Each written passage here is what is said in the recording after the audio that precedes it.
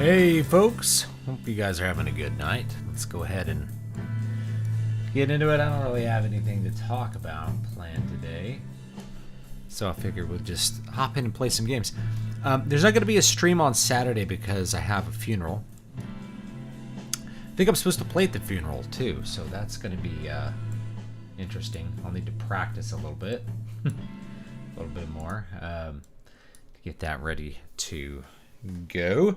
So, I mean, I'm technically finishing up my February of music, though I haven't really gotten done any of the goals that I wanted to get done. But that happens because sometimes you get interrupted by life. Life throws a monkey wrench into your plans, and you just got to roll with it. And that's how it is sometimes. So you can't get too upset if something big happens and derails plans. You just kind of got to keep on it. And it's one of the reasons that I wanted to time-bound what I was doing, is so that I don't end up just behind on everything else I'm doing. It's like, okay, I wanted to do this kind of soundtrack album, and I got a little bit of stuff done, but nothing that's really like ready to throw out there. And I could keep working on that. Like I could come back and hit that, or I could figure out another way to integrate that into whatever I have scheduled for the rest of the year. I think I'm going to lean towards that because I really want to get some more books out. I want to put out a lot more fantasy books this year. For those of you who are in the KDP realm, so I think I'll be having a hardback of Water of Awakening coming shortly here, at some point here. So I'm working on getting that out to kind of test the waters on hardbacks. That gives me a lot of options for how to sell books going forward. Like I could do a crowdfund and give people a lot of cheap hardbacks, and then sell the hardbacks on Amazon print on demand, sell the hardbacks through Amazon to just kind of give people, or really through any bookstore. You'll be able to get it through Barnes & Noble as well if you want. It's not really any other big booksellers, which is unfortunate. But so that'll be a good thing if I can get that going. What I kind of figured out with hardbacks though is that if you're doing hardbacks, it's hard to get good margins on hardbacks and price them reasonably. So let's say you want to sell a hardback book for $20, which I think is a pretty reasonable price, $20 to $24, let's say, for a normal sized hardback. And, to sell that for like $20, if you're doing print on demand stuff, your margin is like $2. So you're making $2 profit, which is not a lot. That's actually more than what a traditionally published author would make per book. But it's not what I'm used to, as far as stuff like that goes. It's still, if someone pays $20 and I get the same profit as if they bought a $2.99 ebook. That's kind of where it is. It's like I kind of want all the profit to be the same, so people can make the choices for what kind of durable good they want.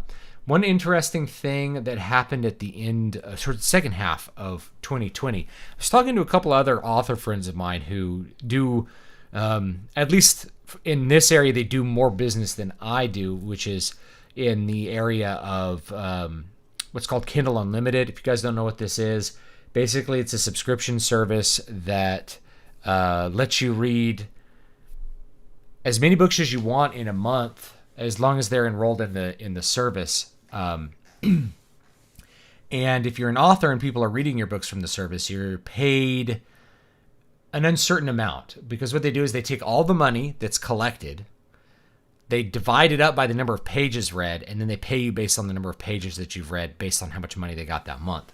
So it can completely vary. But one of the things that happened is like the profits were falling off the cliff. Like people were still reading on it, but you weren't making any money on it. And then people weren't reading on it and you weren't making any money on it. So Kindle Unlimited is, I don't know what to do with that, as far as like, it's not anything that's really made me a lot of money. And in fact, I probably lose money on Kindle Unlimited if a person reading something on Kindle Unlimited would have just bought the ebook, because the ebook would be sold for $2.99 or $4.99 or whatever it's going to be.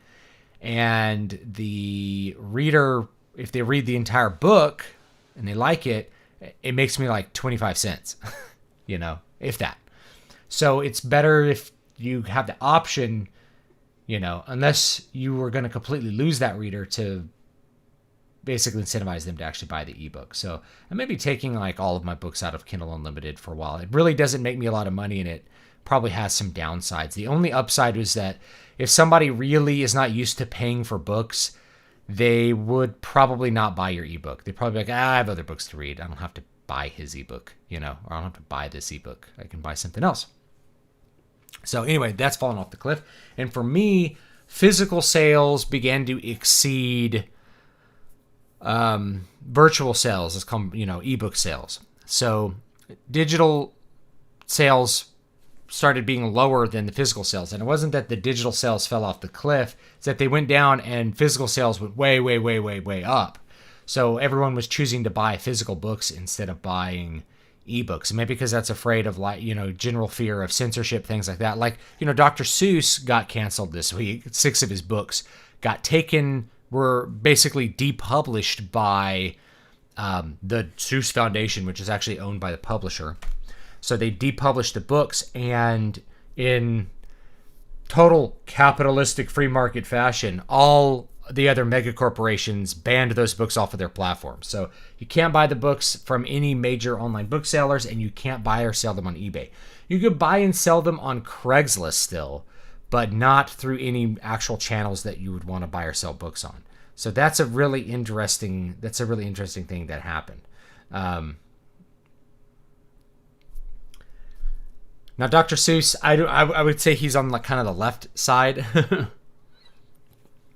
So some people are like, he's reaping what he sows, but really it's just something that you should be concerned about, is that you have intellectual property law, which allows somebody after your death to decide for your books to be unpublished, and then all the mega corporations that work together, they all follow suit, and then you're banned, and then your book you don't have to burn the book, you just make it impossible to buy the book and impossible to read the book.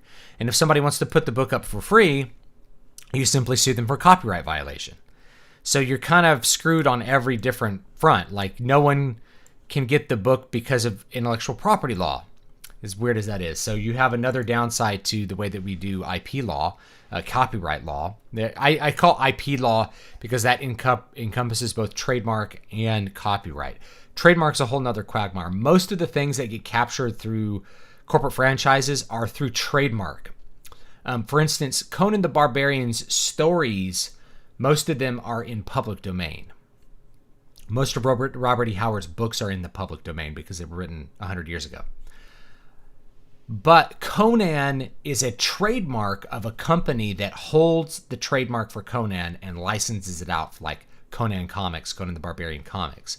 So if you wanted to make a Conan the Barbarian comic, you can't call it Conan the Barbarian. They came out with one called the Cimmerian because that wasn't trademarked. So in essence, even though this area is in public domain, the copyright for the original work is in public domain. Therefore, you should be able to make copyrighted derivative works. If you make a derivative work, your work is copyrighted, by the way.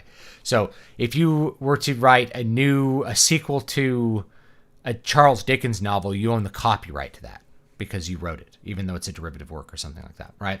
So you can't publish your comic and call it Conan the Barbarian, even though Conan is actually public domain, because the trademark isn't. It's now a trademark of this company, and it would confuse consumers if they were to see a different Conan the Barbarian. So Conan the Barbarian is exclusively licensed by this corporation. It's much crazier. What do you think of crypto art? I don't know what crypto art is. Art as a non-fungible token.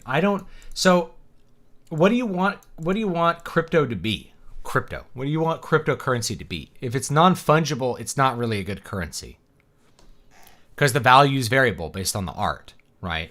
So it's just a thing which has variable value depending on who wants to buy or sell it at a given time.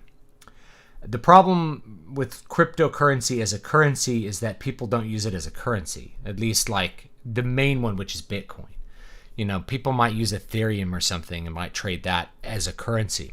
But there's so many standards that you can't ever lock down who wants to accept what token, where, whatever you want to do. It's all Bitcoin. Everyone wants Bitcoin, but no one's using Bitcoin to buy pizzas. No one's using Bitcoin to do things. 10 years ago, people were wanting to use Bitcoin. They were trading Bitcoins for services and things like that because Bitcoins weren't worth anything. But as soon as people perceive that Bitcoin is trading at whatever thousands of dollars, no one will use it as a currency. So the people who don't want cryptocurrency to exist just have to keep pumping up the value of Bitcoin, and then it'll never be a currency because it'll be too volatile and no one will want to use it to buy pizzas. They'll wait to the prime point to sell it for dollars, and then they'll use the dollars to buy things. As dumb as that is, but that's how it is, right? The whole point of Bitcoin was to create a currency that couldn't be manipulated by central banks and things like that. And what you have instead is a currency which is manipulated by central banks in a different way. Rather than them printing the money, what they do is they take US dollars and use that to pump up the value of Bitcoin so no one can use it. So they manipulate the currency, but it's done through US dollar debt to basically push around US dollars instead of it just being used as a currency by the people. And that's the unfortunate thing about Bitcoin. I guess it's like the tragedy of Bitcoin. That it's this great idea for a currency that once it became a traded commodity, it became impossible to use it for its original intent. It's kind of dumb. Maybe something else will replace it that can be used as a currency. Like, I don't know what it would be. Bitcoin Cash or... everyone's like, Bitcoin Cash, bad. I think BTC is probably good because it's like stable. It's not worth much, and that makes it good. Is crypto art this new NFT acronym people are falling into? Uploading to the blockchain with Ethereum. Yeah, Bitcoin is useful when Silk Road was open. I think Bitcoin was kind of used to bust people on Silk Road because they figured out how to track Bitcoin transactions. But anyway, I remember 10 years ago I lived in Vegas, and the taqueria that we hung out at started accepting Bitcoin, and I was like, cool, I can pay with my Bitcoins that I mined. I mined Bitcoin, and it was such a hassle to try to spend the Bitcoin. The shop, the clerks didn't know how to do it. No one knew how to make Bitcoin go from my Bitcoin wallet to a different Bitcoin wallet there. So it was it was just here's $5, I asked Vox Day if putting in your will a statement saying that your book should never allow SJWs to meddle with the original setting and characters is enough. He said no. You need to put a poison, a poison pill in the will as well. I don't know what a poison pill would be in this case though. Governments want it to be treated as an investment so they can monitor and tax it. I don't know what you'd put. If at any point a character is portrayed to be gay, then all of my work enters the public domain or something. I don't know. I paint my proctologist using Pokemon trading cards. See, this is just trading, right? The whole point of a currency is that it's something that you don't have to engage in bartering with. So you don't want tons of currencies floating around. You just want a couple. So back in ye olden days, it was silver coins and maybe some gold and maybe some copper. So maybe you had a couple different metals floating around that were useful for trade because of their value, their understood value. You could carry your silver to another town and people generally could figure out the value of the currency and you'd be able to do things with it. Rather than carrying your herd of goats to the next village over and hoping people wanted to trade your goats for the thing you went to that village for. So it makes it so you don't have to deal with bartering. You can always go back to bartering. You can always fall back on bartering if there's no currency available. But you come up with money so that you don't have to do that.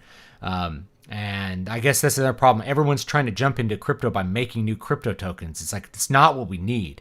We need everyone to use one crypto token or if you have because it's here's a crypto token, you're going to make a crypto token for your one website or your one store. It's the same as a gift certificate. It's store credit, okay, store credit's currency you can only spend at one store. Well, that's not very useful as money. It's coming out and go, hey, I have some gift certificates to Applebee's, and everyone's there's be one dude is cool, I'll trade those, and then they realize that no one else wants to eat at Applebee's, so they're yeah, I'll trade you $10 worth of stuff for your $20 Applebee's thing, you know? You need one standard or maybe two, you know, maybe a big one and a little one like gold and silver. The poison pill in your will must have something like if SJWs tamper with your book's characters and storyline, the books will immediately go into the public domain. Yeah. You'd have to figure out some way that like they would automatically trigger it. All digital assets could be non-fungible tokens in the future. That doesn't... I don't know what the point of that is. I heard people are falling for Bitcoin now being bad for the environment due to the energy it takes to mine it. Yeah, it takes electricity to mine it. Well, it also takes energy to mine silver or aluminum out of the earth, right? It takes energy to do anything. To make anything requires energy. What's cool about Bitcoin is like you can just put energy into cheap computer parts and make more of them. Although it makes it really crappy for PC gamers because you can't get GPUs. Like you can't. NVIDIA makes all their GPUs into Bitcoin mining cards that it just makes GPUs way more expensive than they should be because everyone's trying to buy mining hardware to get in on the Bitcoin boom. And then there's going to be a Bitcoin bust because there is going to be one. As soon as banks as soon as they take the money that's available for automated trading, start to pull that out of the market, then you're going to have a collapse in Bitcoin. And then people are going to be like, oh, it's stupid again. You know, I've seen this like 4 or 5 times at this point. Bitcoin explodes and then it crashes. And then it explodes and then it crashes. And it just makes sure that Bitcoin can never be a currency the way it was meant to be. It's really unfortunate. But it's a great time to buy silver, and silver will always be a useful currency, at least in the real world outside of this digital stuff. Yeah, crypto is almost like this analogy you, David, used in a video a few months ago about the currency and how using bullets is a bad idea because they're non-fungible.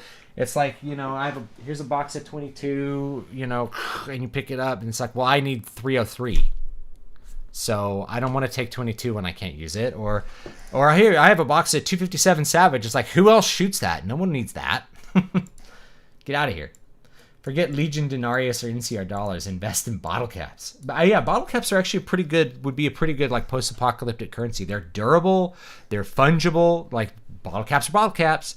They're not completely fungible because, or like ergodic, let's say, because some might be rarer than others. So you might say, oh, I want that Nuka-Cola one because it's rarer. But for the most part, like they're all just bottle caps. So Budweiser bottle caps are going to be Budweiser, same as Coors bottle caps.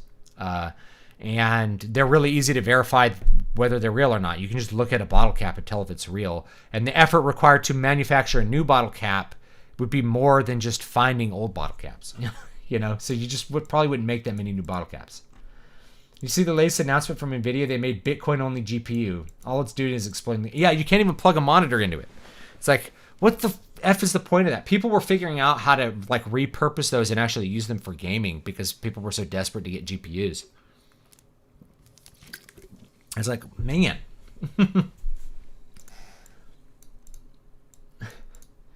You know. Anyway, let's play some games. So anyway, that's my thing about the unfortunate tragedy of Bitcoin was that it was good enough that people started doing bad things, started doing dumb things with it, and then it's not good as a currency anymore. Oh well.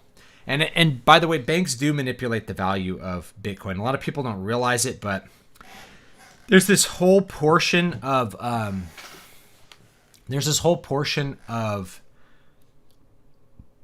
the monetary base in the United States, US dollar base, that's loaned at the beginning of the trading day and paid back at the end of the trading day. So banks use it pretty much exclusively to trade stocks during the day, like for day trading, stuff like that.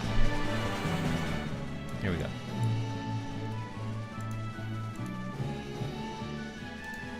Let's get this set up. So it pumps up the value of the stock market artificially in ways that would not normally happen.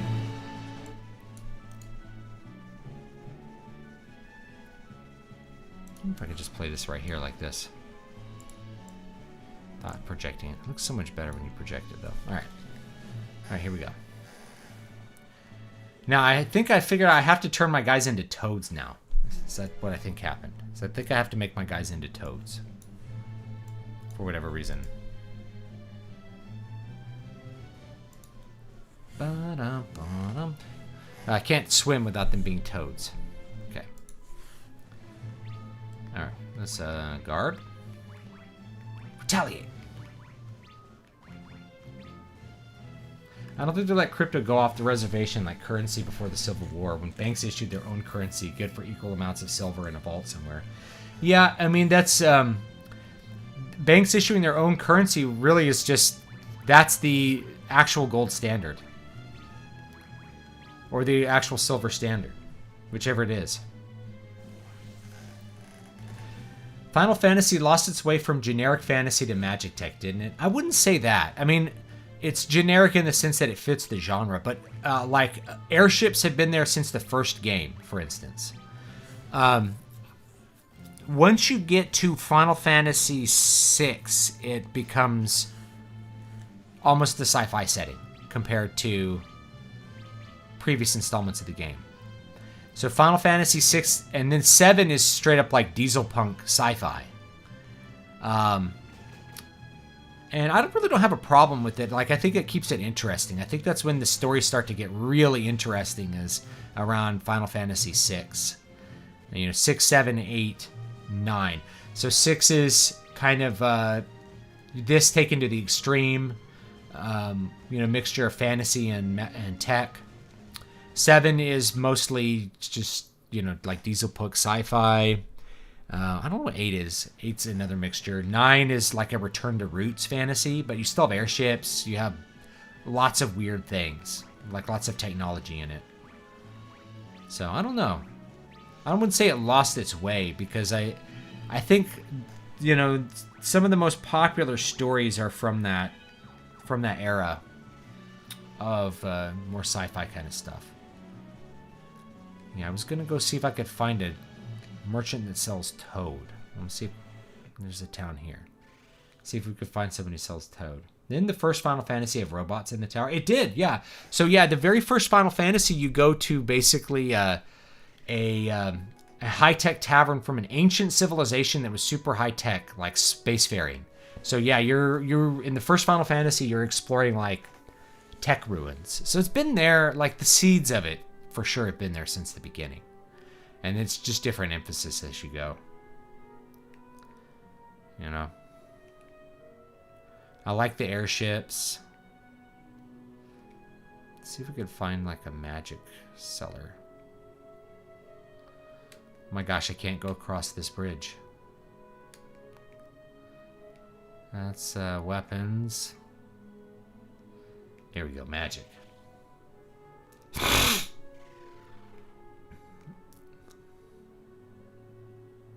Nope. No toad here. Yeah, I can't wait for Final Fantasy XVI, personally. It looks like a return to the fantasy elements that I love. The problem is, like, I think it's going to be a timed exclusive for the PS5, which means basically it's going to be hard to get a PS5. Like, you still can't really get one. I know some people have PlayStation 5s, but, you know, for me to stream it, it's like, there's a good chance I won't have the hardware I need. You know?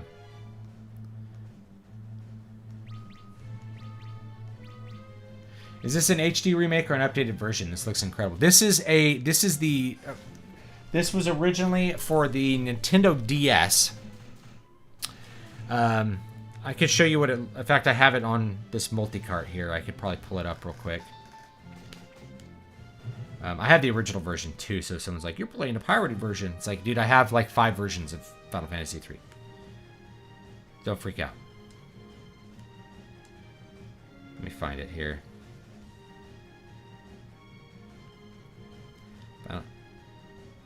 Alright, here it is on here. So it's originally for the DS, and then they've remade it for the PSP, which is the version I'm playing now. But I'm playing it on the PS Vita. So I like the DS version a lot, too. I feel like it looks a little bit... I don't know. It's the graphics are softer on the DS for some reason. I'm not sure why.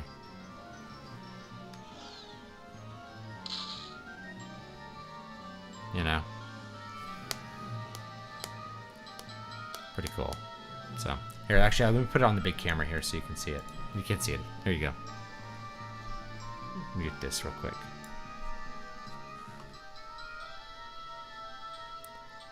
So, yeah. I like that. It looks really good on the DS. It really does.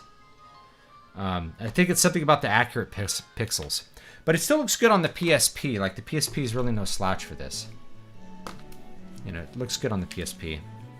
Actually, I'm going to go past this little naming screen.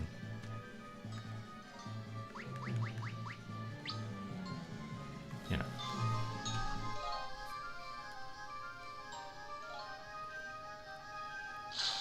So this version was originally on the DS. But I think it looks, in a lot of ways it looks better on the DS. Maybe because it's like a tiny screen and it's a little more pixel accurate.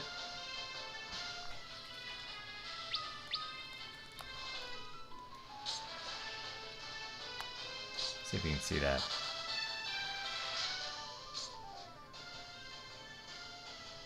It's all blurry. Oh well, it's kind of hard to do.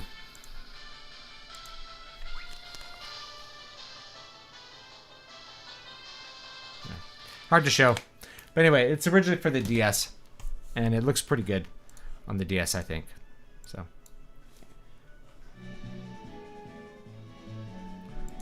So that's what version this is. And you can. This is the PC version as well. So if you get the PC version, this is what you're going to get. Is this version. Now, it was originally for the NES. So if you want to play it on the NES, you're going to be playing it in Japanese. That's the problem with playing it on the NES, is that it's a Japanese-only game. There was no localization of it until this one. This is the first localization. So if you want to play it in English, you're going to have to play some version of this one. And it does look better on the Vita than it does on your screen because of frame rate differences. It runs at 60 FPS on the Vita. Or, I don't know. It runs really smooth on the Vita. And I'm a big fan of the PlayStation Vita in 2021. Do you think there's an absence of Star Wars style space opera and sci-fi writing? Absolutely not. There's huge amounts of it. It's like the most popular thing. I want to read something where aliens and space travel is taken for granted and not overly explained. There's like Galaxy's Edge stuff. I mean, there's so much space opera out there. It's just kind of got to put some feelers out. Oh yeah, I think the innkeeper. I think there's a guy at the inn. I'll have to go this way. Yeah, I think there's a ton of space opera out there. You've talked before about books that you made that people liked and you didn't expect. Have you written anything that you thought was a banger and it fizzled? Probably Prophet of the Godseed. I thought it was a really cool. No Toad.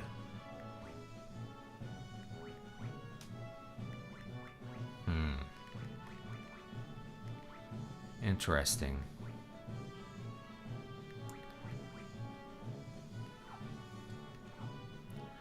Okay. Yeah, I just, I don't know. It just didn't capture people's attention. It wasn't as loved as Muramasa for sure.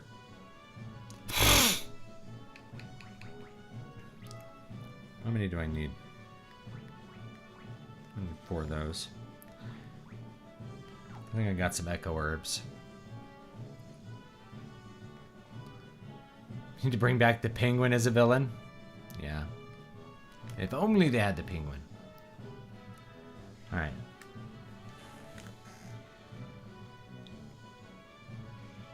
Let's see if I missed anything else that's good. Yeah, I kind of like ancient tech. I kind of like that in Final Fantasy XIII. You had these like breaking down robots that people didn't understand. There was a lot of great little world building things in Final Fantasy XIII.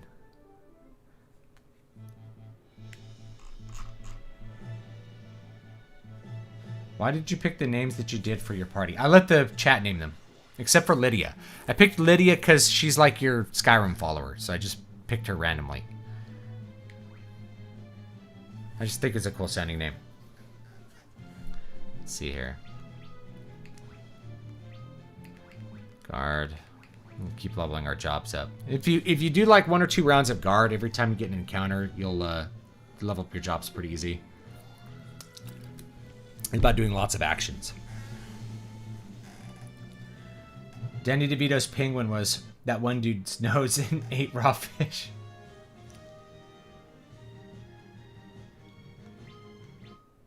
Oh yeah, the original Batman movies do have a decline in quality, and it's really weird. By the time you get to that third Batman movie, it's just it's just strange. Like the third Batman movie, it's like, this is bad, but I don't even really know why it's bad, but I know it's bad. Let's see if I can buy Toad here somewhere. Yeah, this isn't nearly as smooth on your screen as it is on the Vita. It looks really good on the Vita. I'm wondering if there's somebody who would like sell Toad here, but I don't see it. You could try inside a building here. Did you form an LLC when you started publishing? Do you take advantage of tax write-offs? It's not necessary for most people. You don't need to form an LLC unless you are trying to... I don't know. For 90% of people, you don't need an LLC at all. You don't need an LLC unless you're managing... basically, you're managing assets in a totally different way from what people normally do. So if you expend money on your business, you can write that off as a business expenditure. You don't need to have an LLC to do that. I'm talking about American tax law. It's going to vary wherever your country is. So if you're in Italy or something, that's going to be a completely different set of tax circumstances than the United States.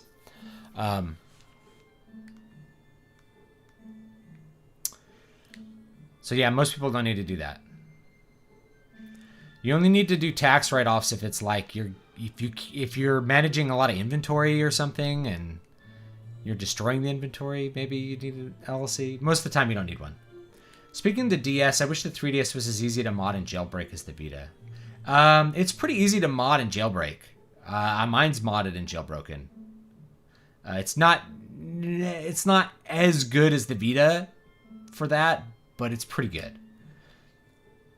It's not near impossible at all. The problem with the 3DS is like getting video output. It's just not really set up for it. Like the video output on the Vita was just built in. It was like a built-in feature. So there wasn't that much to do to change it. I already went here.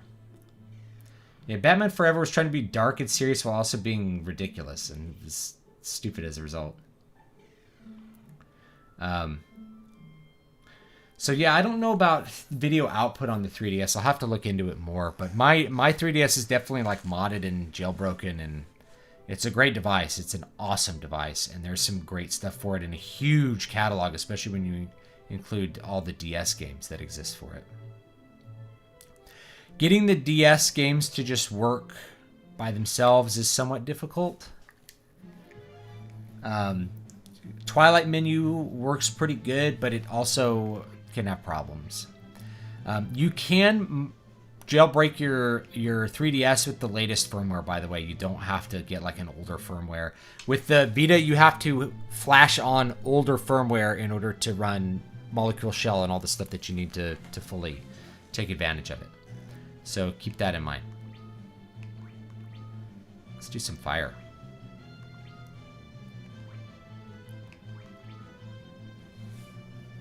13 is actually one of my more favorite of the Final series. It gets an unfavorable rating in history. It's interesting, when Final Fantasy XIII came out, it was like people were just eating their lunch over this game. They were like, this game is great. And everyone's like, well, it's so slow starting. It's like, well, it gets like really red hot like 20 hours in. It gets so fun. And I honestly had a slightly different opinion, which is that I thought the game started off great. I think the game starts you off with so many questions you want answered, and it just blasts you, and it has such an amazing look to it. You're like, what am I seeing? It's such a great use of kind of indirect an indirect exposition approach. It's just really good. Then it starts to drag because you don't get any answers. But it stays pretty fun, and it gets pretty fun once you get your characters kind of unlocked. Where it actually, to me, falls off the cliff is Chapter 11. Because in Chapter 11, you are basically sent down to Grand Pulse and turned loose to go like grind and do quests. And without that direct, it's a game full of corridors until you get to Chapter 11. Then you're like, what do I do now? I guess I wander around and these monsters are killing me. And I used a guide to get through Chapter 11 because I'm like, I want to do this efficiently because this part of the game I'm not interested in. And that's where you do most of the post game if you go and like want to do this extreme challenges after you beat the game. This is like the edge of the world here. Isn't that cool? I think that was cool. I'm not sure where I'm going or what I'm doing here. Oh man, look at these guys.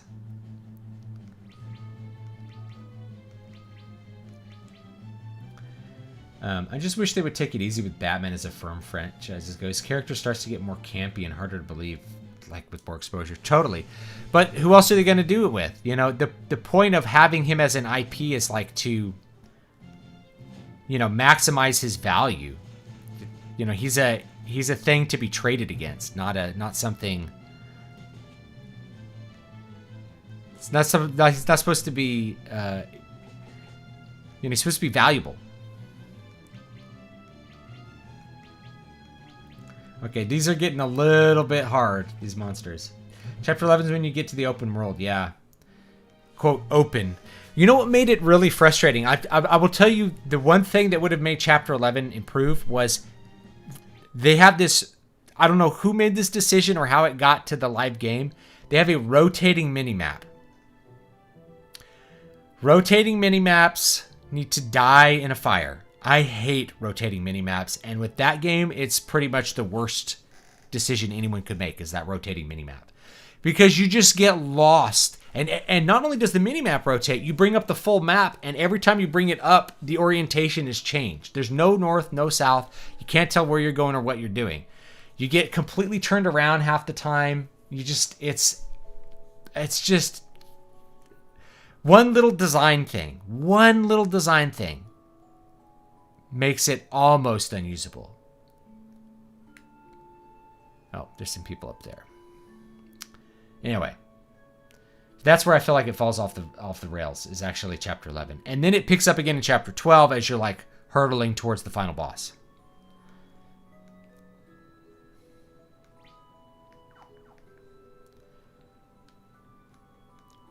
Like, if there was one mod that you could run for Final Fantasy XIII that would improve it, it would be like some kind of mod that gets rid of that rotating minimap. All of a sudden, it'd become like the greatest game ever. Have you ever seen a chocobo? Such a strange bird it is. They make their home in the woods to the east if you wish to see them. See if these guys have any good armor.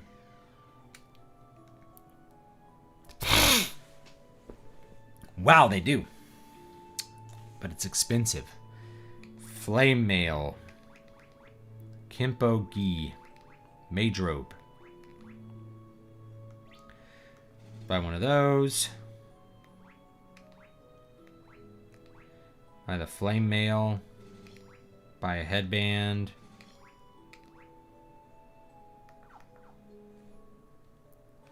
Put on that armor.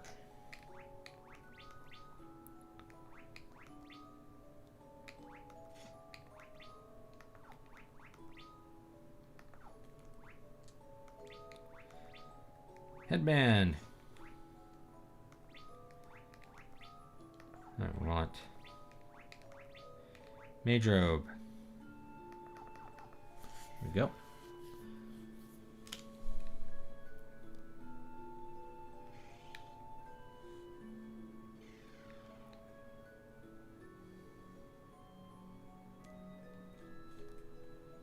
Kratos and God of War approach.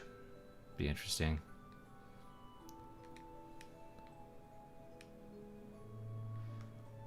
I thought Batman Begin was actually one of the better Batmans for sure. Alright, maybe this guy can help me.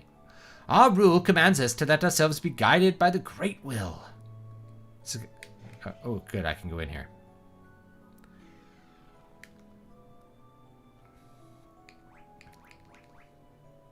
Pura. Teleport. That's useful. We want that. Displays a detailed map. We want that. I guess we do want to remove blind. I'm not sure if I have Thundara yet, or Blizzara. Let's check it out. Magic. Learn. Teleport.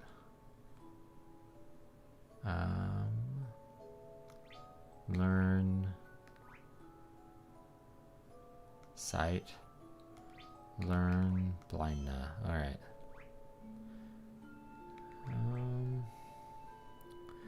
Blizzara, I have all those, okay. No toad, though. They told me, like, if we could swim down there if we were toads. And Lydia's like, or the girl's like, don't turn me into a toad. I don't like toads. It's like, okay, great. Well, I can't because I don't have the magic. Actually turned the old 360 off when I get a hankering for that specifically.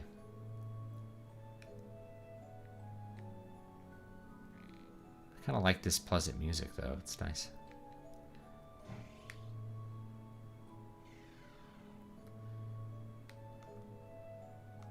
Nothing happens, right?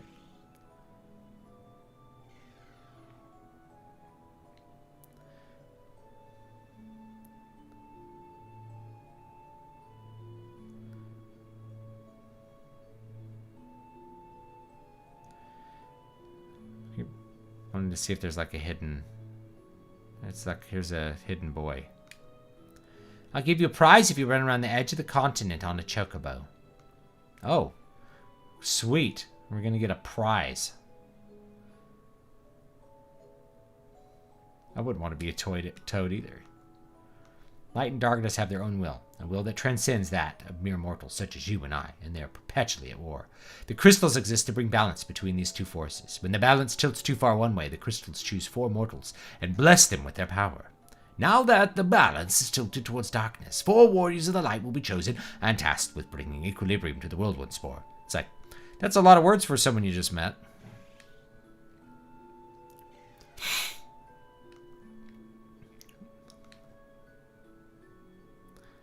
Serpent Sword, we have that. Fire Staff. Ice Staff. Ooh.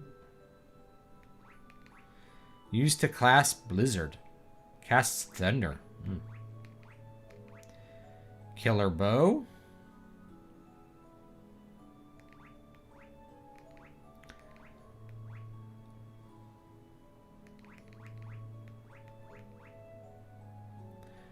Fire damage.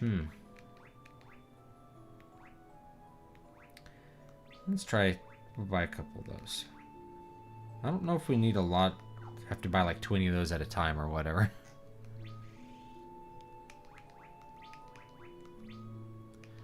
There's wooden arrows.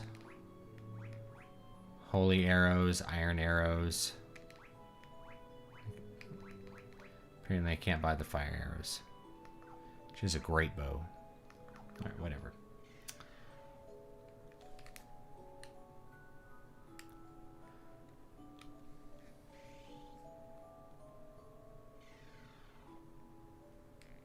Boop, boop, boop. I like this pleasant little music. It's so sweet.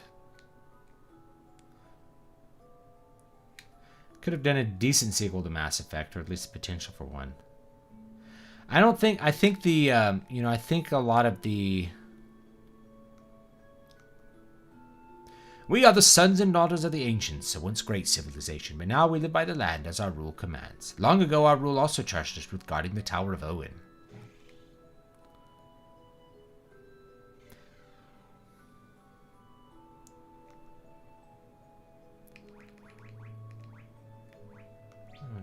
We'll need a few more echo herbs. Eye drops.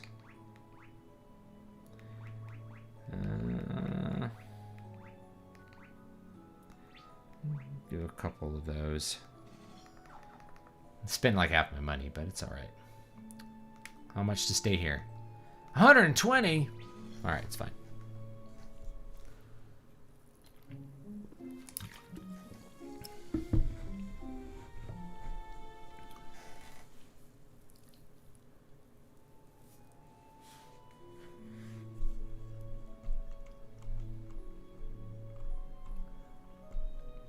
Lydia is not a real groper.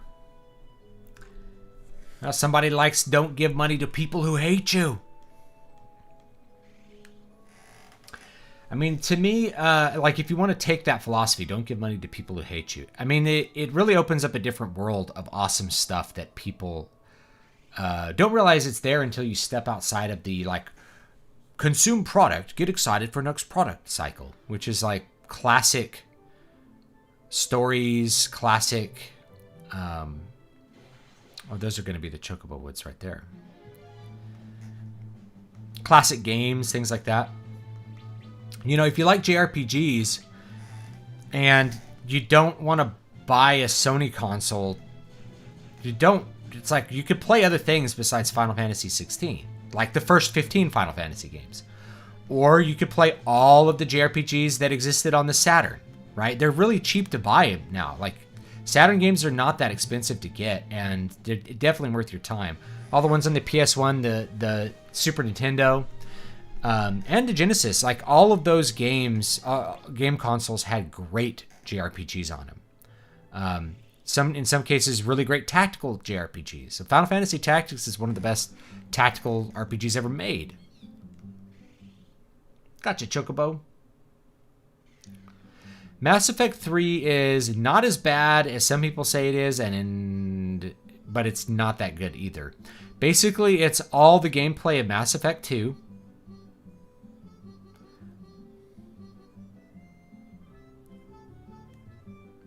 But without... And honestly, I think the story of Mass Effect 3 is a lot better than Mass Effect 2. Mass Effect 2 doesn't really have a great story. It just has really characters that people really like, which is fine. This is a disc world. This world is a disc world. It's not round at all. This is the first non-round Final Fantasy world. All the other Final Fantasy worlds are round. If you go up to the north, you come back around to the south.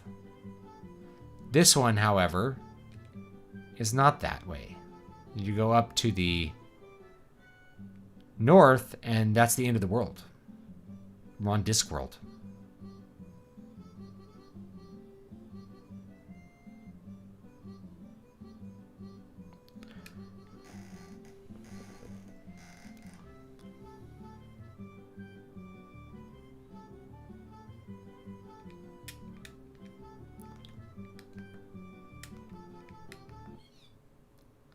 See if the boy gives a surprise.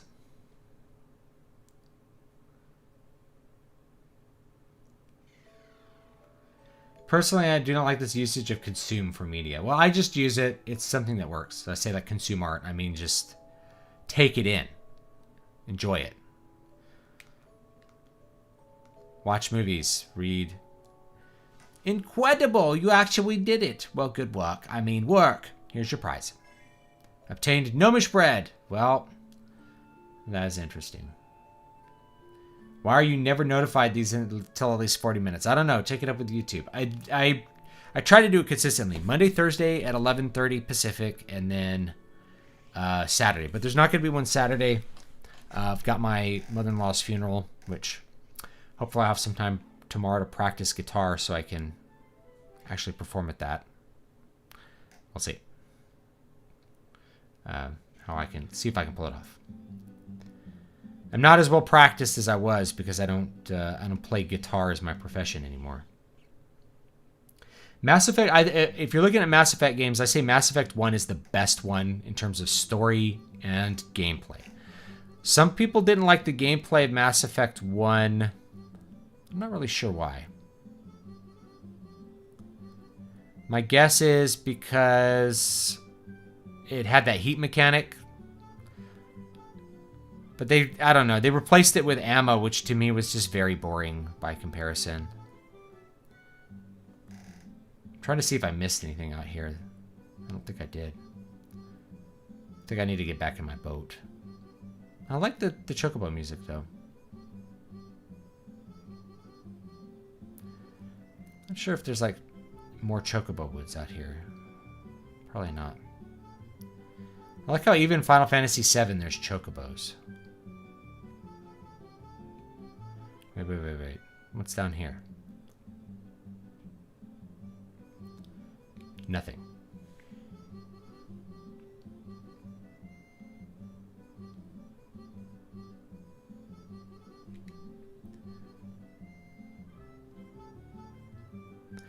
The first Mass Effect had this very dark tone. Like, they had a film grain filter on it that, to me, was just really good.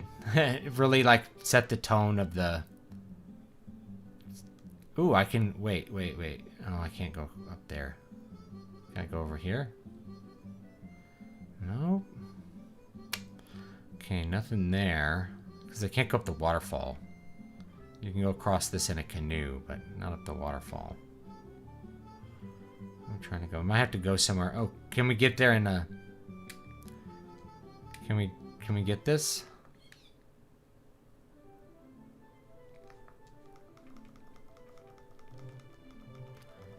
We might need float or something to get on there.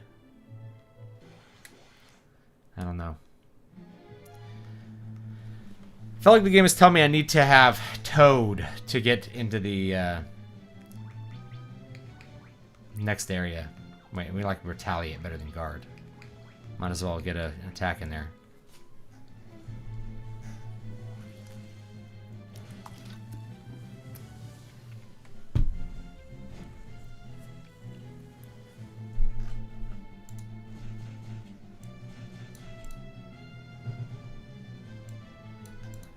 I didn't like how they took out the planet exploration in Mass Effect 2. They replaced it with that mineral resource scanner thing. Yeah, it was okay. People were like, well, the Mako made you feel like you were on a world doing something, like Captain Kirk, you know. I liked it.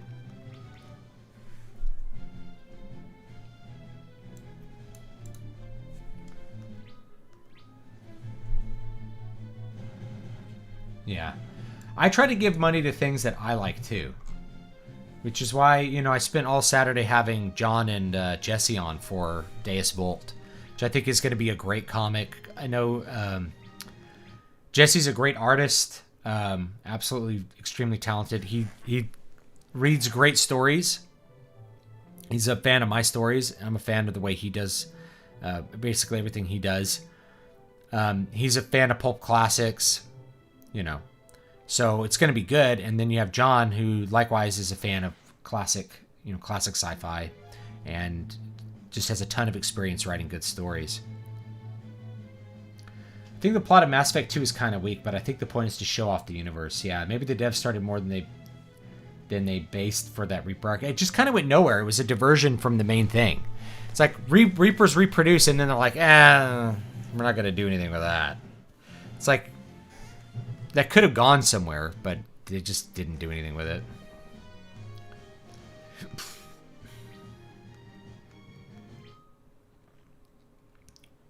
It was really about the characters, and I think that's why people liked it. And I take note of that because, you know, the heart of the story of why people get invested in a story, why they care about the story, is because they care about what the characters are doing. They care about the outcome of the characters. And so if the characters are annoying or you don't like them, then you're not really going to care that much about them. But Mass Effect 2 had such interesting characters. People were quite happy to, especially in a role-playing game where you could like date the characters. There was a dating sim thing in it. Really interact with them, do missions, learn about them. That's where the meat of the RP of the game was. And I think it was really well done. And I think they did a great job with it. There just wasn't that much plot. You know, you just ran around doing chores for your team, and then at the end you fought a giant Terminator. And that's the game. And you never really figured out what Cerberus was really about, or like why would you have to work for them, or were they really the good guys? You don't really get the answers you want out of the game, unfortunately. It's okay. I still think it's a good game. And the gameplay is pretty good. It's not bad gameplay. In my opinion, it's not bad gameplay really at all. I went through Castle Argus and thought I found everything. But it's deserted. Like, the entire castle is deserted here.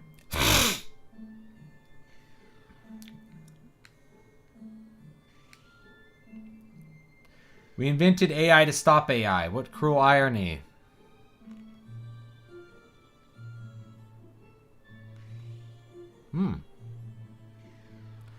I found a secret room, though. That's worth it.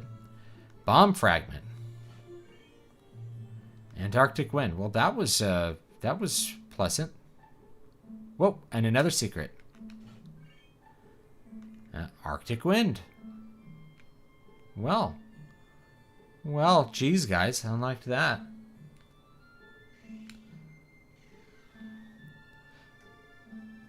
I did like that the collectors were really just like the Protheans. I did like that, you know. It's like to turn them into slaves. There was lots of cool things about Mass Effect 2. Generally, it was well done.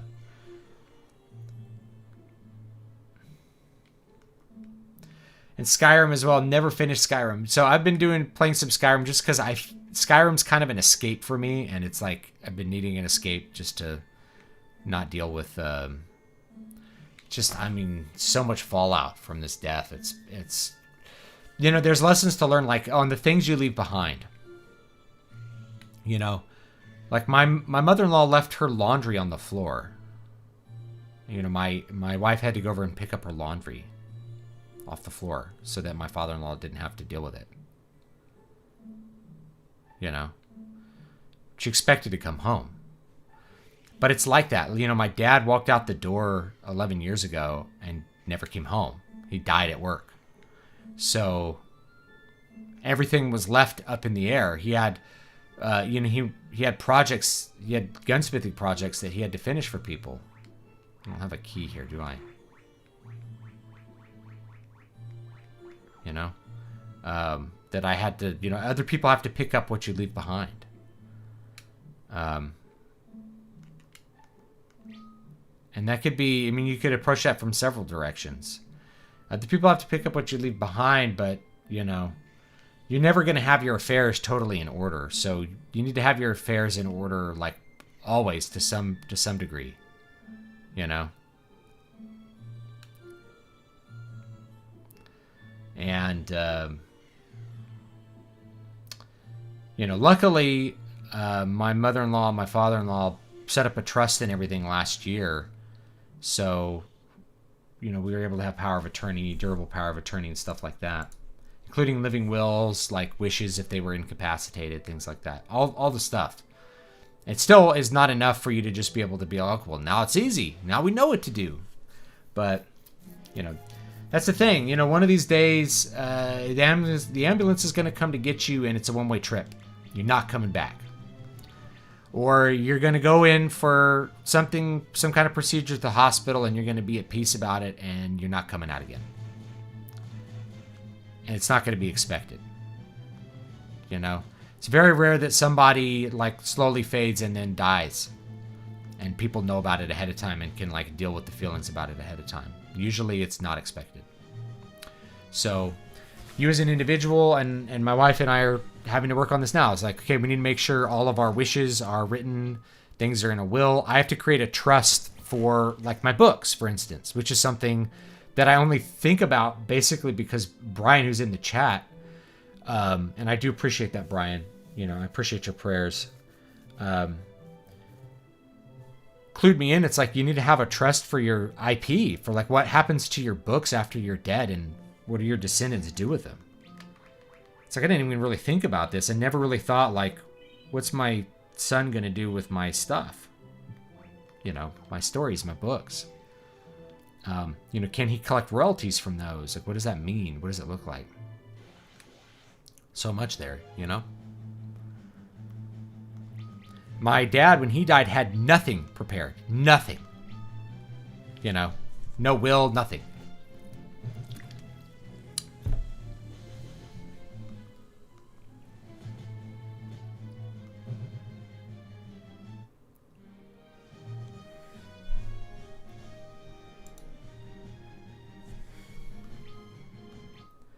An uncle of mine years ago, responsible for taking care of his mother's will, got really sick himself and died before her, leaving my father to pick up the pieces of both. Really tough times. Yeah, it's not easy. You want to prepare as best you can.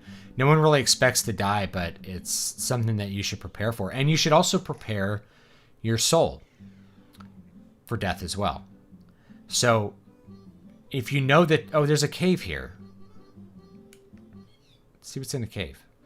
If you know you're going to die eventually, You need to prepare for the hereafter.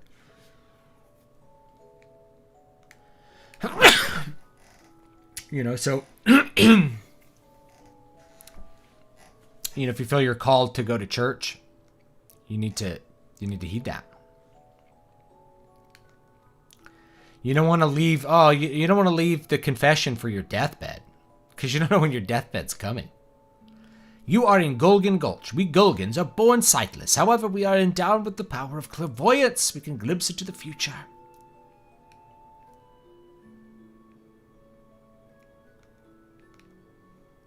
The crystal that gave you your blessings is the crystal of wind. You must go and seek the other three. The crystals of fire, water, and earth. Good to know. I sense the power of fire from the island of the dwarves. We live in this gulch hidden from the world, for oftentimes knowing the future leads to misfortune. If darkness engulfs the world, everything will be consumed by the void. When the balance between light and darkness is broken, it will give birth to an unstoppable force that will destroy the world. Yes. Let's go down this thing here. Yeah, most authors don't think about it. I didn't think about it. The power of darkness have hidden the light from the remaining crystals, and the crystals themselves have chosen to seal their powers. When the tower begins to crumble, spewing flames of doom is when the man who changes destinies will awaken. Alright. Oh, this guy maybe is going to talk to us. Use this spell and enter the Tower of Owen to the north. Dash, your destiny awaits. Obtain the spell Toad, finally! I had to explore the entire world, but then I found Toad. It's kind of what I love about these games. I got to go see a lot of stuff, and then I finally found Toad. The Tower of Owen is filled with machinery. That is where Dash's destiny awaits. One could die at any time, yeah. Wish you the best. Thank you, Flying Pilgrim. I appreciate it. My buddy had to clean out his squad mate's room after he got killed in Afghanistan. What a goddamn nightmare, I can't imagine. Yeah, that sounds awful. Absolutely awful. And you start to think, and especially as a story writer, I do it a lot of imagining. It's like, what if my wife never came home one day? Like, that would just be awful. What a terrible feeling. Only to spawn monsters from the depths of the scarred land are nothing but harbingers of what is yet to come. The earthquake was only beginning. Let's see if there's any, secrets here. I think there's another little... Oh. Something here. Cool. Fire staff. Cool. Mage rope. Cool. Got a second one now. Ice staff. All right.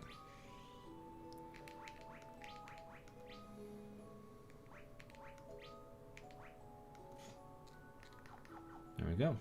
Sometimes I'm incredibly more upset that the universe put me here only to take existence away from me, especially if there's no spiritual survival of death. But there is spiritual survival of death. The universe is a creation. It's not a creator. Unless you're following some, pagan belief where, the universe arises out of nothingness. Rises out of the gap. Chaos means a gap. Not... we think of chaos now as being disorder, but that's not what chaos meant classically. It meant a gap.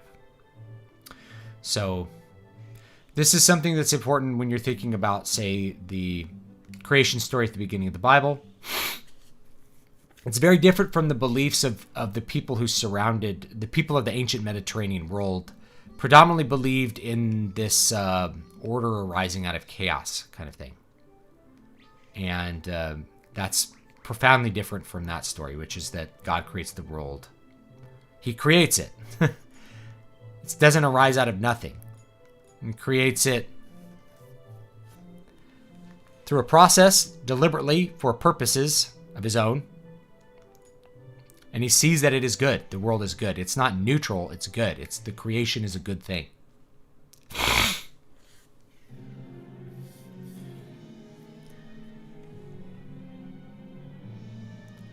Imagine trying to step up and claim royalties on that. Just being like, I'm next in line for receiving that. Yes, I'm related to the author. I just want money, okay?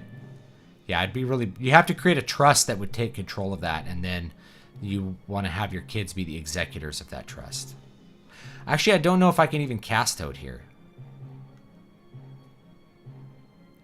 Toads! I hate toads! Don't turn me into one!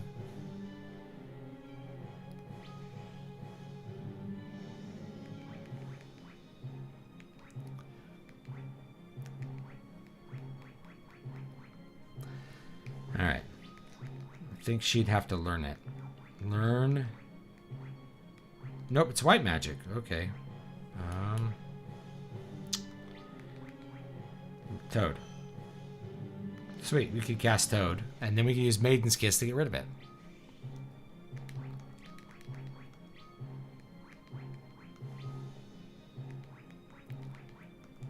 Ah, it turns you into a toad.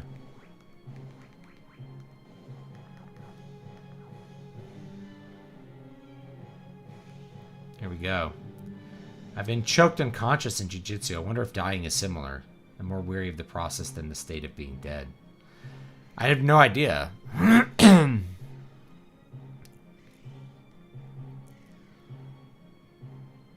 No idea.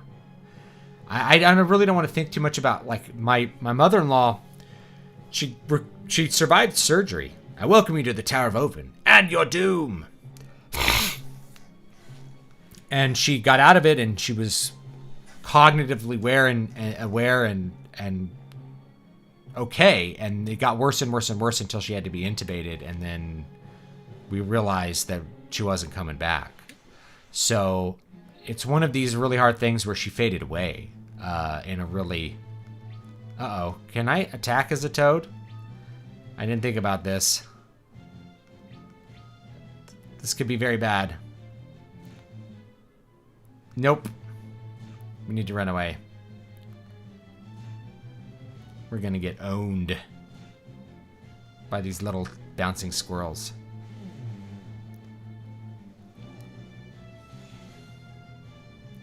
Ouch. Can we use an item as a toad is the real question. Maiden Kiss. There we go.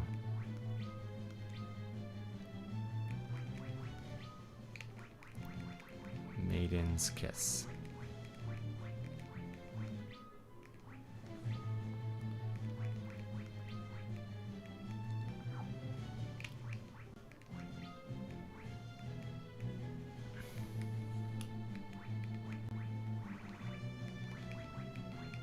There it is. Item. What does Gnomish Bread do? Oh, it just plays a detailed map.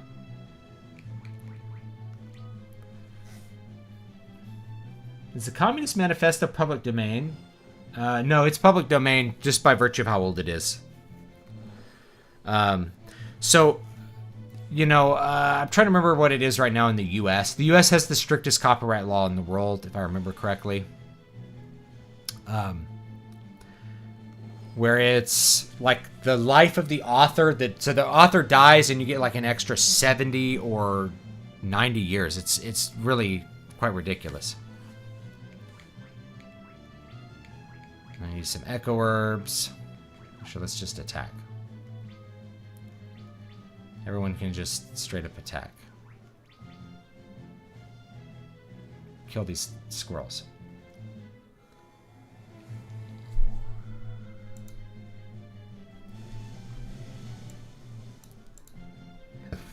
Don't forget that one bastard child from the maid he knocked up and kicked out of the house. Worker solidarity and all that.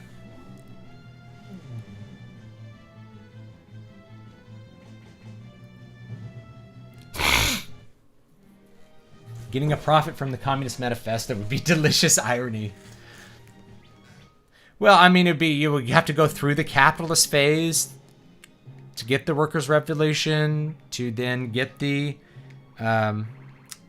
get to socialism, to then get to communism. So we're still in the capitalist phase, you know.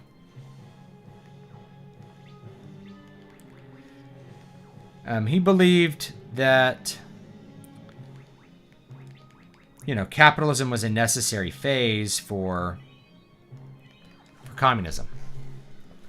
What's your thoughts on Bain books? Oh, the mainstream media is trying to cancel it using false allegations. I think, Bain books,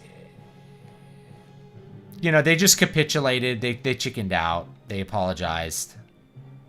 They got mad because people were talking on forums. They'll find something for you. It has nothing to do with what they said. It has to do with who they are and what they represent. That's the thing you have to know, always. What you said does not matter. So it doesn't really matter what anyone on Bain Books forum said or anything like that. But Bain's kind of been like a pressure valve. It's like, hey, there's still people that aren't leftists. Of course they're going to be canceled. So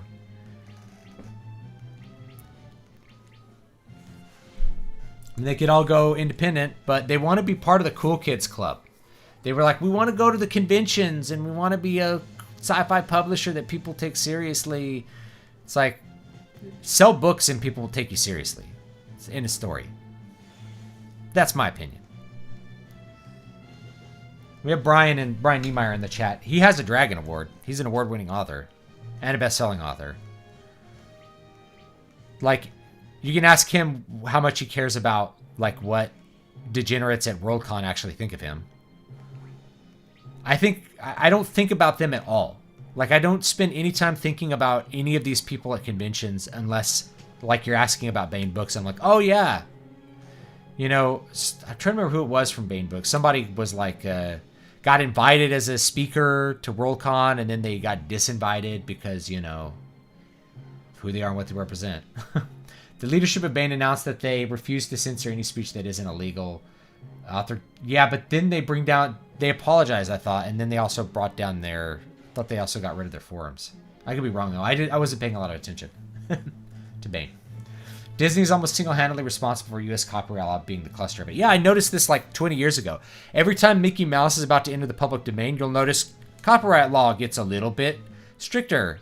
And you're like, what is that? What's that about? Disney wants to protect its assets. They also have pursued very vigorously strengthening trademark law through the court system. This is one that's a lot less talked about, but it's pretty important because you don't need to legislate things if you can create case law that is on your side. Since there's no expiration on trademarks, if you can get fictional works into the realm of trademark, you don't need to legislate anything.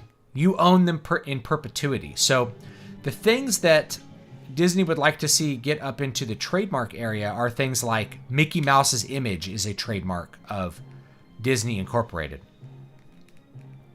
Or Buena Vista Incorporated, whatever their company's called now.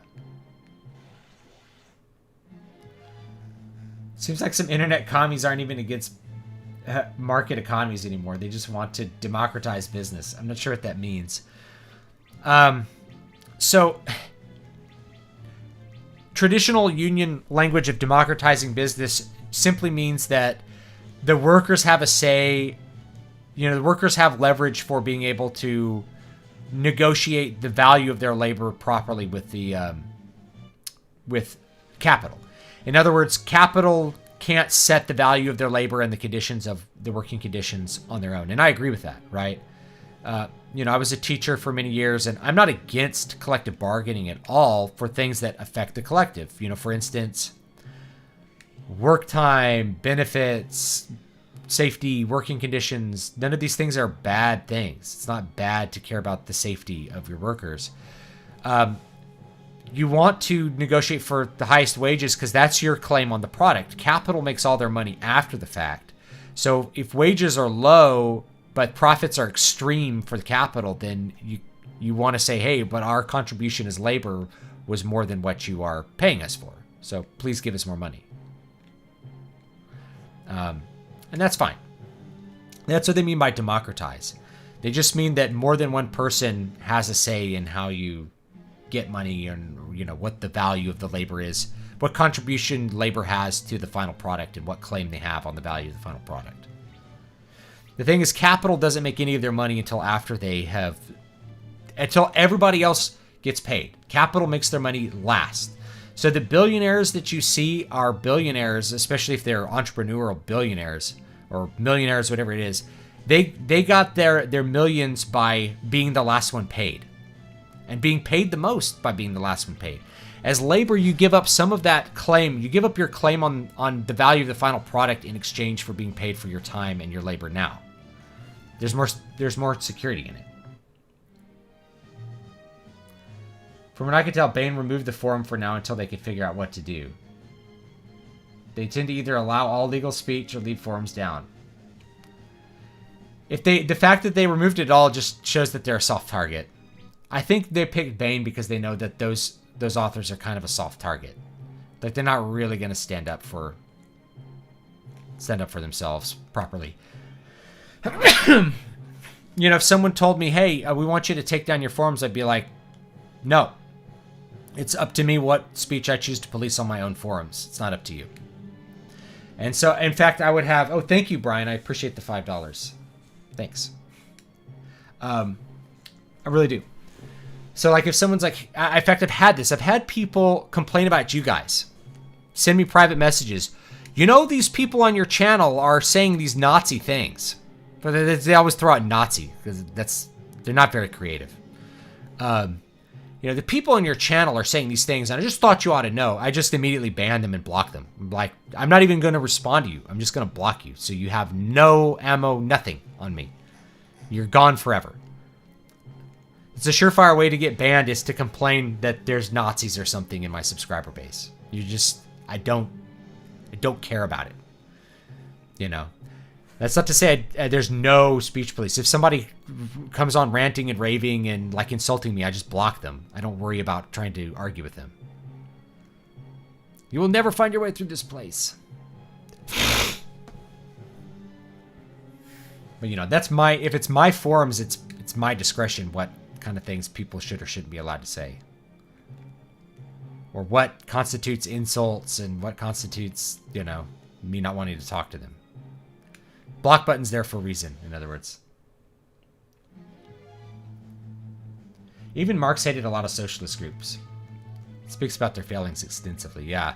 A lot of people now, you know, we tend to think of socialism as Marxism exclusively, but there's Fabian socialists. There's different versions of socialism out there that aren't Marxist. Like, Marxism is what we tend to focus on the most because... it's still the most popular. You know, it still has the biggest influence. It was what formed the philosophical base for a number of communist countries. Oh, there's something here. Aha! I thought these guys just didn't like Jews.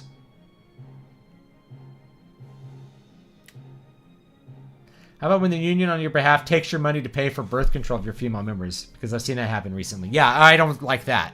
I'm just talking about the right to collectively bargain, I think, is not a bad thing. You know, I don't think it's bad for workers to assert that they have some say in their working conditions or to, you know, as a unit, bargain for the biggest value claim on the product. In other words, the biggest wage. There's nothing wrong with that. Everyone wants to get paid the most they can. And they're going to try to negotiate that as best they can. You know, I've gone over this with the teachers' unions. The teachers' unions paid $1,000 a year, roughly, a little bit less. And 90% of that was just given to the Democrat Party to, you know, campaign for more teacher salaries, but also things like abortion, things that I am opposed to politically. So you're taking, and the thing is, that falls on poorer teachers. So old teachers that make $100,000 a year. And yes, lots of teachers make $100,000 a year, guys. Don't believe the lie that teachers don't make any money. If you've been sticking around in the profession, you can get paid $100,000 and not even work for that $100,000. You could get paid $100,000 and do nothing. Be a terrible teacher and still make $100,000 a year simply because you've been stuck in the profession for 30 years. So to them, that $1,000 is not that much, and it's probably worth it to keep to keep an admin off them, keep admin from making them do work. I didn't check the other side. Let's go check it. But to newer teachers who only make 35 grand a year, that $1,000 is a lot. And it goes entirely to fund one political party. It's just a kickback to the Democratic Party. It's a reward to your friends, and then they reward you. They give you some minor little tax deductions. They make sure that you have compulsory schooling so that you have a job, that the clerical class is protected. It's just a little exchange. All the teachers pay $1,000 to the Democrat Party to ensure that the party keeps on going, that you can keep forcing kids to show up in your class, and that you'll get paid no matter what you do to them or for them or don't do to them. Echo orbs, good. Bomb fragment, good.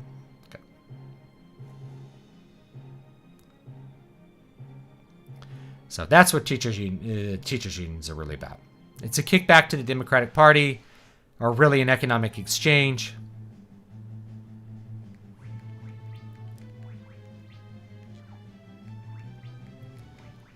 Let's get our job levels up a little bit. It ticks me off that my dad pays those fees. It made me upset. You know, only a tiny portion gets used by the union for collective bargaining purposes. Just a tiny portion. The rest just goes to political activism. And if it's going to the Democrat Party, one of their primary things besides compulsory schooling is abortion. So, you know, I don't want to fund the political activism for abortion when I'm like a single issue voter on that. I'm so opposed to it. And I've gotten more opposed over the years as my faith has become deeper, but also as I've had children.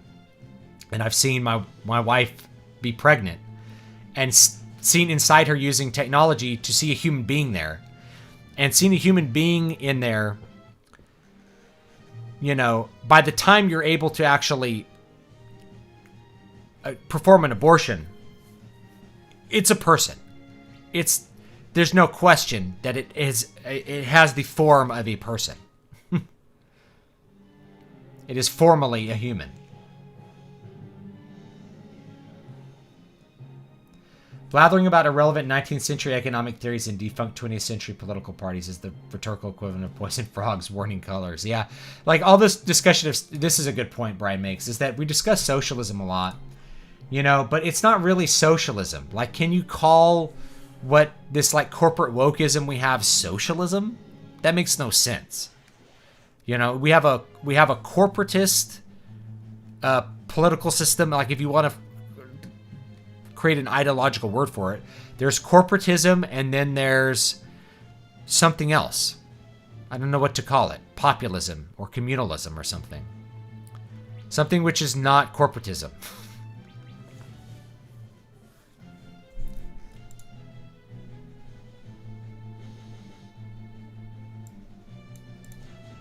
You know, and this is the thing. There's corporatists in both parties. You know, people mention Ben Shapiro. Ben Shapiro is a corporatist. In a recent Corridor Crew Stuntman React video, stuntwoman Lori Mary Kim revealed that Dan Bilzerian accidentally punched her in the eye. I'd believe that he did it accidentally.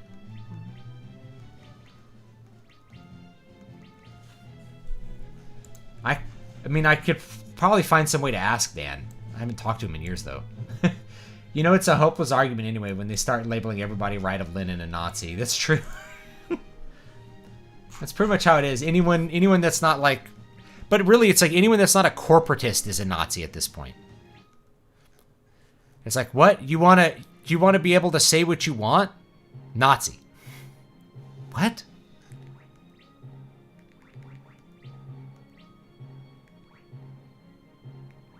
Let's heal up everybody.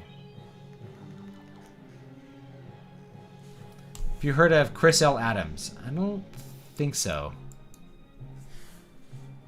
Maybe. I haven't read his books, though.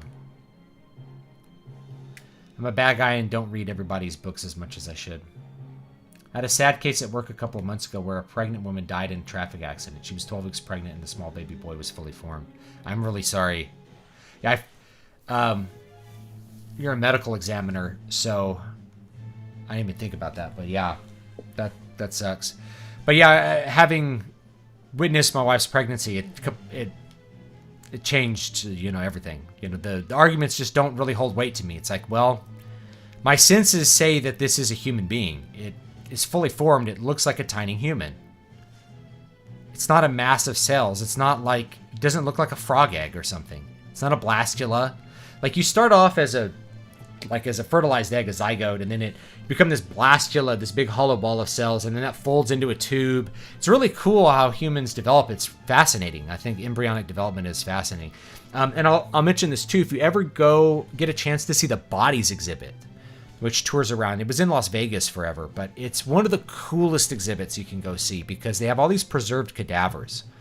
Now, most of the people, they like donated their body to science, and they have one that has human fetal development, and it's really cool. And all of these, all of the babies, just so people know, none of them were aborted. They, they died due to other circumstances, but were able to be preserved. So you could see, you can look basically in a microscope and see this tiny blastula. That's like, this is what you are like when you are implanting in the uterus, and then it, gets bigger and bigger and bigger until you end up with, a human at the end of it. It's really cool.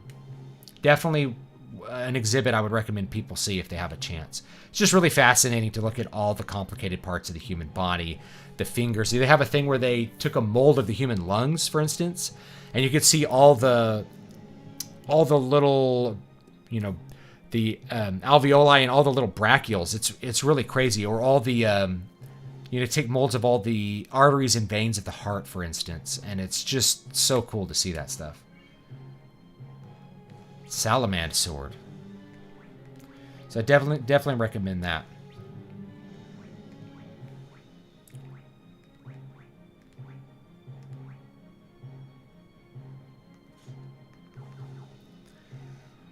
I think if more people saw that, they would take abortions more serious, yeah.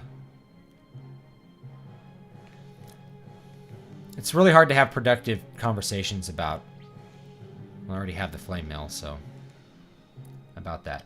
The Dan Bilzerian incident was while he was filming a fight scene with Lauren Mary Kim. It's a pretty common accident. She said he didn't apologize, though. She didn't seem to mind much. Dan is, like, slightly autistic. I don't want to, like, talk crap on Dan, but he wouldn't know to apologize. We'll just put it that way. He just wouldn't think to until somebody told him, dude, you should probably apologize. And then he might get upset that he was being told to do something.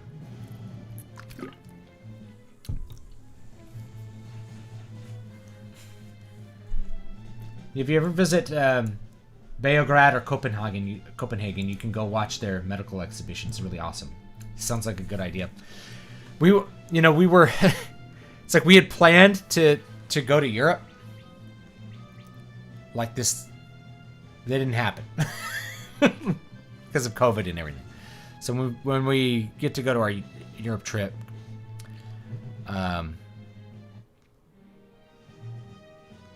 look into stuff like that, because my wife is super into that. She's a speech therapist, so for her to like go in and see like a lot of tracheal reconstructions and stuff of the Zeus's wrath.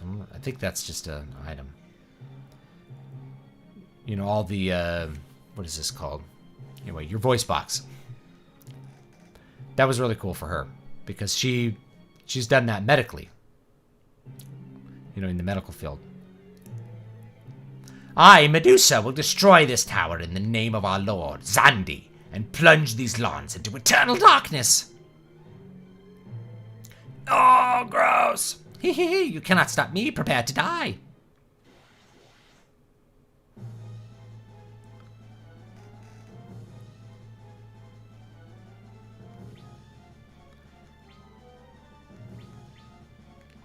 Let's see what she's weak to.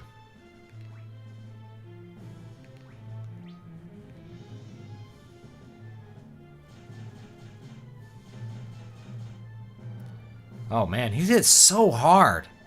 That monk hits so hard. Alright, fire hits pretty hard too. Stare. Miss.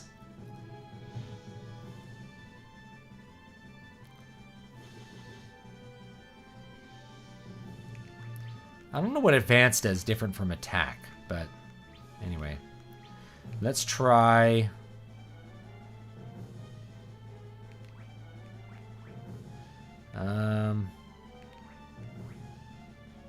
Thundara. And then we'll try Cure. Do everyone. At first I thought when younger it was wrong to reduce women to bloodmares for the state. Broodmares. Oh, broodmares. But then you remember that sex is almost always a choice before the pro-choice, so it rings hollow.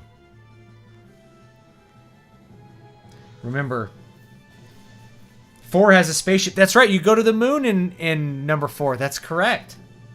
Yeah, you go to the moon, and you find out you're like a moon alien. Yeah, that stuff's all... The sci-fi stuff, I guess, has always been there. You just don't think about it as much because it's swords. Like, what are we in? We're in, like, this crazy technological... clock tower here.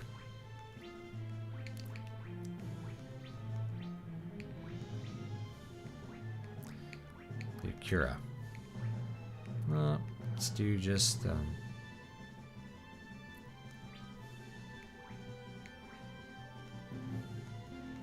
oh, I'm out of those.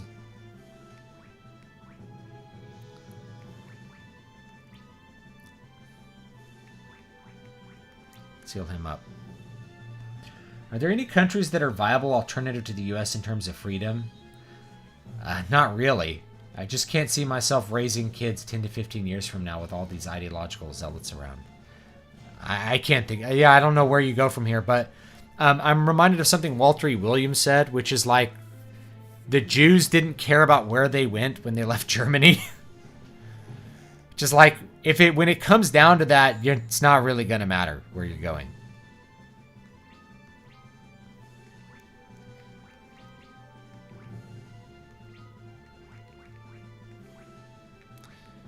Try fire again.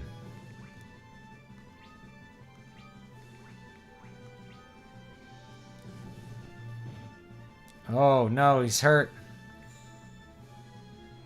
So he attacks twice per round. What are your thoughts on Gina Carano's statement, don't try to ruin my life with lies when your life can't be ruined with the truth? I don't know, it's a good statement, but you know, I don't think there's going to be a lot. I think the Star Wars fans are the most loyal fan base in the history of the world, and I don't think that Disney will be at all broken by any backlash. I've said this before. It's just maybe with a different fan base. Like Star Trek had such a loyal fan base back in the day that they got Gates McFadden rehired on The Next Generation through letter writing campaigns. You know, they got her rehired, but I just don't see Star Wars fans doing it. Denmark is so far a country where you can speak your mind without getting canceled, but that could change, of course. Yeah, you never know what's going to happen in the future. Mel's job level has increased. Clint's job level has increased. Fox's job level has increased. Final Fantasy humans are the aliens, yes, and the Cetra are the natives of the planet. That's true. They came from somewhere else. And in Final Fantasy IX, you have aliens. Turns out it's aliens, and Zidane is one of them. He's like a creature created to like conquer the world. Lydia, Dash, don't get too close. The fire, I think it's going to blow up. I finally remember everything. I'm the guardian of this tower, an ancient, as you call us. I was asleep for a very long time. I was supposed to awaken when this tower was in danger. I guess I slept a bit too long. It took me forever to remember my task. The damage is extensive, but it's not too late. At this rate, the floating continent will be flung away from the sun. The negative effects on its inhabitants are unimaginable. I'll go inside and try to stabilize the tower. Yeah, high taxes. But people have tried to claim that like Denmark or Sweden, and they're like, oh, these are socialist countries. It's like, the capitalist countries, they just have a big welfare state. So they don't, the means of production are not owned and operated by the state. I guess this is goodbye. I thank you for everything you've done for me, and it was fun being with you guys. Dash, no, you're going to die if you go in there. Yes, this is my destiny. Go to the Dwarves' Island. That is where you'll find the power of fire.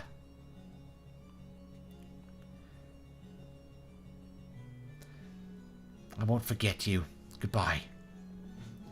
Have you seen the movie Gosnell? It's disturbing in the best possible way. Accurate to the case with noteworthy stand-up performances. I haven't seen it. Hi, yo, ouch!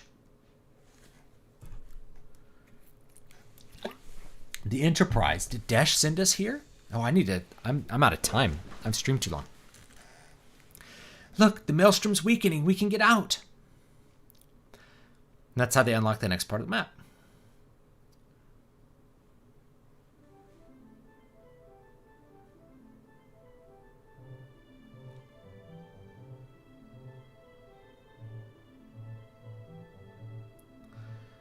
We're in Dash's debt. We must go onwards to the Dwarves' Island. Dash, please be safe.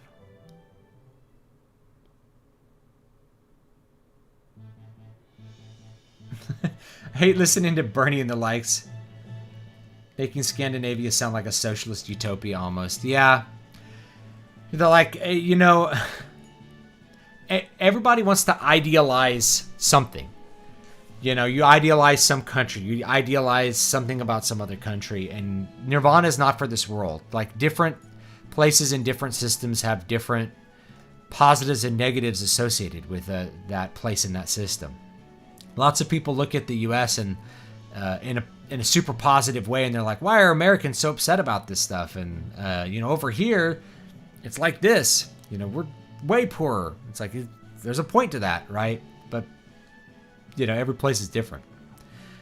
Is the Mongolian who lives among like his people really so much worse off because he's poor than some other place? You know, it's all relative to what you're used to and what your expectations are. It's like we think about rural Africa being this grinding poverty, but to the people who live there, that's just like normal life, and it's probably pretty standard for most of human existence. That people live in rural villages and like raise goats and stuff. So anyway, I'm probably going to call it here, guys. I really appreciate it.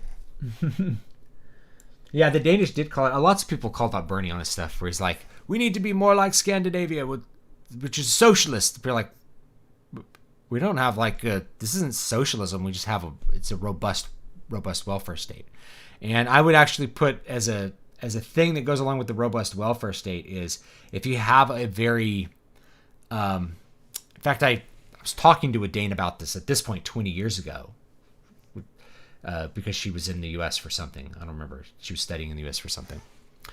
She's like, you know, the culture's everybody's the same, right? So in parts of Scandinavia, there's a lot of social pressure to not be on welfare. At least there was in the past.